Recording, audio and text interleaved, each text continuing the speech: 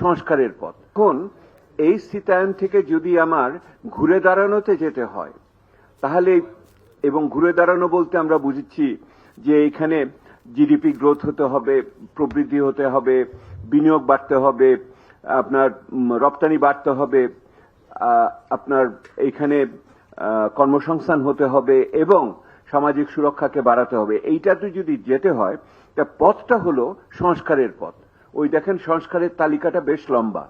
সংস্কারের জন্য আমরা বলছি যে সম্পদ সংগ্রহ করতে হবে, আপনার যে পরিচালন ব্যয় তাকে কমাতে হবে, উন্নয়ন ব্যয়কে বাড়াতে হবে, আপনার ভর্তুকিকে সংহত করতে হবে এবং ডিরেগুলেশন এবং লিবারালাইজেশন যে শব্দটা আজকাল খুব চালু হয়েছে, বিনিয়ন্ত্রণ এবং উদারীকরণ, সেটা করতে হবে। আপনার স্বাস্থ্য, শিক্ষা এবং সামাজিক সুরক্ষার বিষয় রয়েছে এবং এটার সাথে আপনার ব্যাংক রিফর্ম আর এনার্জি সিকিউরিটি, আপনার ব্যাংকিং আর্থিক খাতের সংস্কার এবং জ্বালানি খাতের নিরাপত্তা এটা রয়েছে।